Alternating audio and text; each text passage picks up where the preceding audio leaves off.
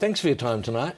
It's very good to be with you, and thank you for the invitation. You're a political scientist. Well, all scientists are political to a degree. Yeah, but you're an actual political scientist. Well, all scientists are actually political. That's the point I'm making. Well, what do you do for a living? I'm a political scientist. You study politics? I do. That's exactly what I do. And how do you do that? Scientifically, Brian. I'm a political scientist.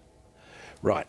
There's a huge amount of discussion at the moment, isn't there, about the state of Australian politics? There is. I think there's a national debate about the quality of politics in this country. And the electorate are not impressed, are they? I think the electorate think that's all a bit of a circus. Which is a bit unfair. Yeah, I think it is a bit unfair, Brian. Circuses have got some structure. And there are safety nets. There's that round bit in the middle, and the bloke with the whip in the chair doesn't stand himself down very often. Nothing seems to stop at the moment in Canberra, does it? Well, this is partly to do with you people, partly to do with the media. You're feeding off this, Brian, and there's a new sensation every day, isn't this week you had the Leader of the Opposition running out of Parliament in case he got a vote. Well, and didn't he go well? He went like a rocket. Very quick I mean, he is in some form, isn't he? Just before the Olympics. Well, not so much just before the Olympics, Brian. I'm thinking in terms of, well, you know why he left the Parliament in a hurry, don't you? Well, he didn't want to benefit from a tainted vote. No. He didn't want to benefit from a tainted Labor vote. OK, so how would you describe the state of politics in Australia at the moment?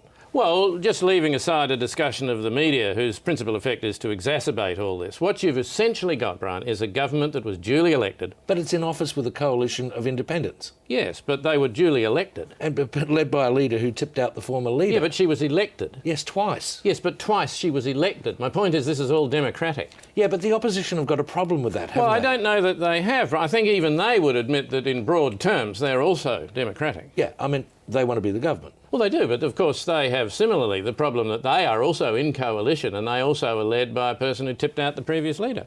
So what do? A lot of upper body work, Brian. They seem to be on the bike a fair bit, some swimming. They keep fit. Over time, though, historically, is there patterns of behaviour? Yes, the pattern, you mean in Australian parliamentary history? Yes, the pattern is that they swap sides from time to time. So what can we say? Is Australia healthy, the parliament? Is the Australian political system healthy? That's really a health services question, Brian. Ring him. Craig Thompson.